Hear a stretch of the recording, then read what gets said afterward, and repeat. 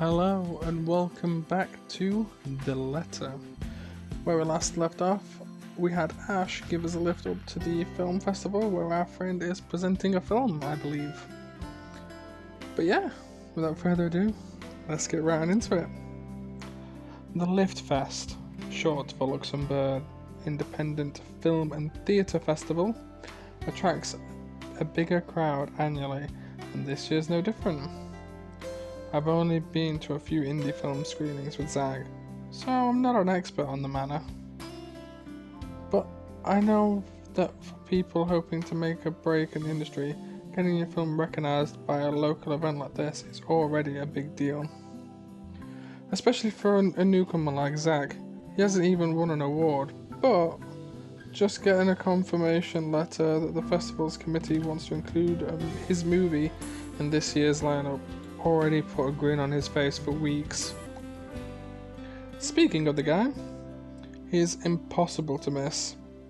At 6 feet, he appears to loom over most of the moviegoers, and with his large build and heavy voice, there's no surprise when people give him a wide berth as they pass by.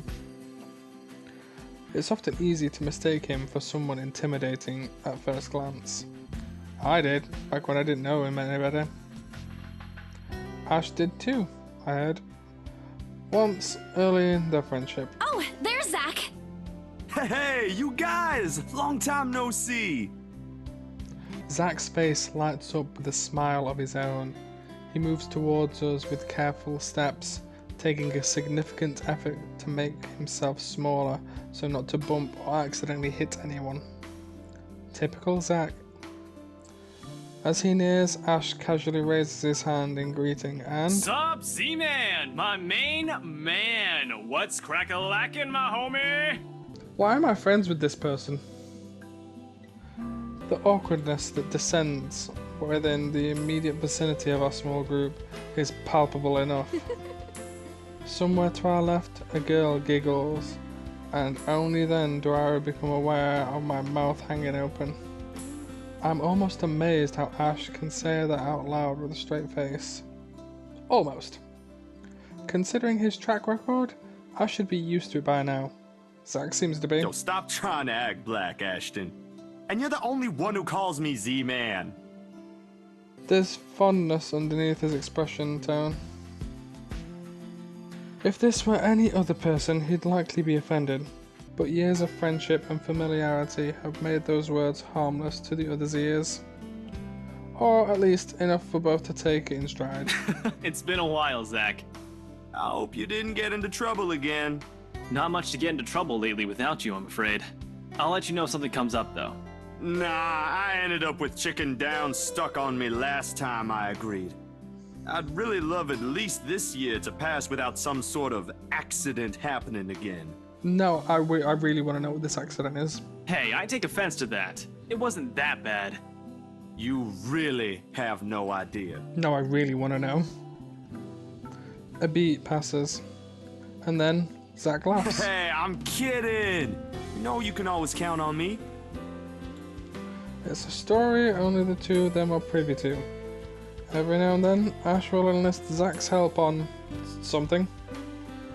Becca and I never really found out what the real deal is with those adventures, as Ash calls it, and both aren't willing to tell us due to some unspoken agreement. She insists that it's Ash, and it's likely not something illegal or life-threatening. I tend to believe her on that. Sometimes. Well, boys will be boys, I guess. I give Zach a small wave from behind Ash when his attention eventually turns to me. Bella! Huh? Rebecca's not with you. Is she still sick? A bit. But she's up and went to work this morning. You know she doesn't listen to anyone that's not Ash. Yes, she does. No, she doesn't. You're literally the only person she'll listen to when she's feeling stubborn. And it's true, they've known each other far longer than any of us in the group. Childhood friends and all. But don't worry, Zach. She's probably on her way here now. She promised she wouldn't miss your movie. Isabella! Oh, thank goodness! Yep, I recognise that voice from the first episode. Speak of the devil. Without warning, a hand grabs me by the shoulder and turns me around. Becca, you're just in time. I have to lean back a little with the way her face is almost invading my personal space, but she places her hand on either side of my head to keep me still. She stares at me intently, concern filling her eyes. Ugh, you're squishing my face.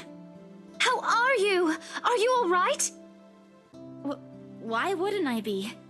Rose called me earlier. Those 4 words tell me all I need to know.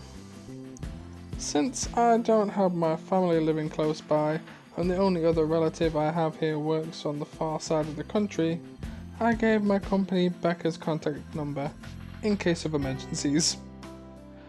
I should have known Rose would call her. I push Becca's hands away from my face. Although she lets go, her eyebrows remain drawn together. Oh, no, everything's good. Rose covered for me at work today. That's not what I'm talking about. How's your head? Beside me, Ash snickers. I bite the urge to elbow him in place of trying to avoid Becca's hand as she tries to reach out for the said area. I do my best to dodge her, all at once moving to hide behind Zack. Sorry for using you as a human shield, Zack. Oh, it's nothing. I just slipped off a few steps on my way down. I blacked out for a few seconds and had a minor bump, but it's just that. You blacked out? It's not something to brush off. Oh, I do it. Come on, at least let me check it. It's extremely minor. You wouldn't even know it's there. Isabella, this isn't a laughing matter. I know I'd laugh at myself if I fell down the stairs. She did look pale when I saw her. Ash, shut up. Wow, thanks a lot, Ashton, you traitor. I'll get you back for this. Just you wait. What? I'm just saying it as it is. If you mentioned this earlier, we wouldn't be having this conversation right now. I'm sorry. Saw her? Yeah, they arrived together. Bella looked fine to me then. I don't know. Something crosses Becca's face, but it's gone before I can figure out what it is. She likes him. Oh, that's good. At least she didn't have to travel alone, right? At least. Good. See? I'm okay. I wouldn't be here if I wasn't. And I don't want to miss Zach's film. We can always watch it some other time. Sorry, Zachary. No, it's good. But you guys should really keep it down. We're starting to attract some attention. Oops. It's the premiere. The premiere's different. Right, Zach? I shoot him a pleading look. Please help me. Zach's a sensible guy. He'll understand. Please understand. Not really. But Rebecca has a point. In the end, I think it's your call. Oh, for heaven's sake! Please, Becca. I really don't want to miss it. You're not missing it. Oh, we're just moving it on a different day so we can have a... Look, you guys. Ash's loud sigh unexpectedly cuts through the conversation. He's pitching the bridge of his nose as he speaks, something he usually does when he's getting impatient. If she says she's okay, then there's nothing we can do about it. It's not like we can stop her either. Besides, she's still acting like the same old Isabella to me, if she can still run around like that. Why are you taking her side? I'm not. But if she wants to watch Zach's movie with us, I'm not going to stop her. She's probably the one looking forward to it the most. Ash, that's... You, of all people, should know... Tell you what, if I notice something amiss with her, I'll take her to the nearest hospital myself. Is that good enough for you? I already know the answer before Becca voices it out. When, at last, she releases a deep breath and nods. Albeit with reluctance, I immediately tackle her into a hug. Thanks, Becca. It's always been you with him, isn't it? Did you say something? Me? Nothing. Don't mind me. She totally likes him. Like, dear God, how is this so hard for you to see? If you say so. Okay, guys, showtime's close, so I think I'm gonna get us some snacks. My treat. And then let's head inside. I'm never going to turn down free food. Especially if all I've been eating is cup noodle. Anyone here has a smaller bill? I think I do. Hold on. I pull myself off from Becca to get my wallet from my bag and... What's this? Oh no. It's already in Ash's hands before I can even react. Behind him, Becca and Zach are both giving the piece of paper an intrigued look. No! Give it back! It's just a paper. I don't care! Give it! Looks ancient, too. Why do you keep this around? I try to reach for it, but he holds the paper away above his head. I've never been particularly sensitive about my own height, but right now, I really wish I have that advantage over him. Don't open it! What's the big deal? It's not like it's a love letter. I don't see any reason to... Hold on a second. This is, isn't it? Even if it is, it's not for you. Okay. Now I'm curious. I'm telling you, it's nothing like that. It's... The rest of my words are lost when he unfolds the paper. I can't breathe.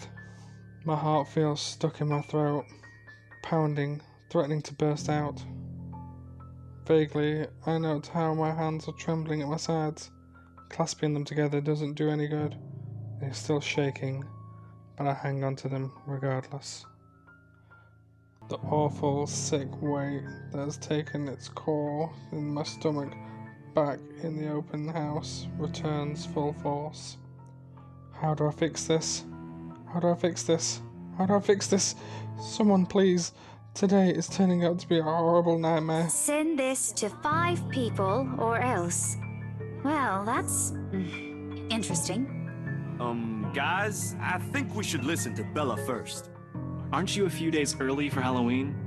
Ironically, I'm filming this on Halloween. Hey! Ash waves the paper in front of me, giving me a fleeting glimpse of its contents. I don't need to see it. I don't want to see it. The letters, the words, every stroke written in blood is already embedded in my mind. Maybe I should have thrown it away when I had the chance. That way. It's not a prank. It makes all of them stop. Even I am surprised with how steady my voice is. What did you say? This isn't a prank! I saw something! Hold on. Are we still talking about this paper? Or is it about the urban legend again? Both. I know it sounds ridiculous. You're saying this is a primitive version of a chain letter, and now that we've seen it, we're now cursed. You've got to be kidding me. See? This is why I didn't want to tell you guys. Isabella, aren't you taking this a bit too far? It's not a joke! Will you guys listen to me first? I saw something in the house earlier. It stood right in front of me. If I hadn't gotten away, that thing might have... Right. And in broad daylight, Isabella. Even someone gullible would find the logic in that screwed up. There's also no way in hell that this supernatural shit is true. But it's real! What do you think I saw? Hallucination? A delusion? Didn't you say you fell down some stairs? So maybe Rebecca's right. I fell down the stairs after I found this letter. It happened after, when I was trying to get away. I almost got stuck in the same room with that thing. And I tell you now, if you fail getting out of that room, you do, in fact, die. We're all in danger. I thought you were my friends. Why don't you believe me? Also, the little avatar on the side, it looks like she's got snake eyes. We are, and you know that. But this thing and that thing has got nothing to do with the other. When Rose called earlier, I thought she's just exaggerating. But based on what I'm seeing right now, maybe it's better if we really postpone this for now. Don't bother. Without another word, I snatch the letter out of Ash's hand and stuff it in my bag, with more force than necessary. I'm tired. I got cursed, saw a ghost, probably lost a sale, got kicked out of the open house I'm supposed to be hosting, my own friends won't believe me, and all of them think I'm crazy. To top it all off, there's a dull ache at the back of my head, begging for a little attention I can't afford to give right now. Honestly, there's only so much a person can take within a single day. I just want to go home, curl up in my bed, and never think about today. But before I can take a single step away from the group, Guys! Zach rarely ever raises his voice. even when there's a point he wants to drive home, and hearing him take on that tone completely throws me off. Even Ash and Becca. Whatever harsh words yet to come out from this argument immediately die on our tongues. Why don't we all calm down first? I'm sure Isabella has her reasons too. No need to be hard on her. And hey, ain't this supposed to be a happy get-together? We haven't seen each other for months. I'd really love to know what y'all have been up to. I only ever get to talk to Bella over chat. Please? He has a point. Ash, for all his attempts to look cool and distant, has also been looking forward to this. He even took the time to call this morning for a reminder.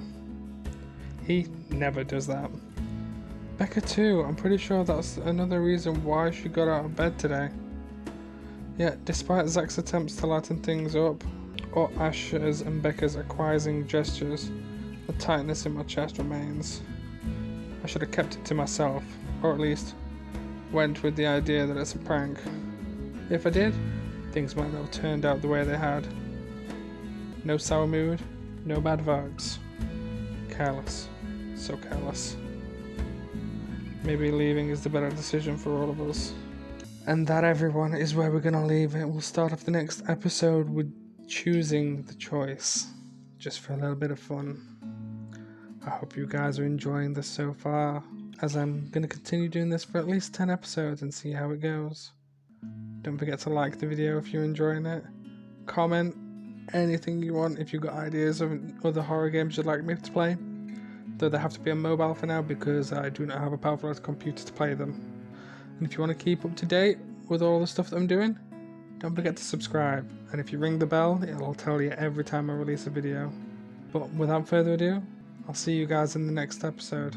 The Cerberus, he's gonna have some relaxing time. Ow!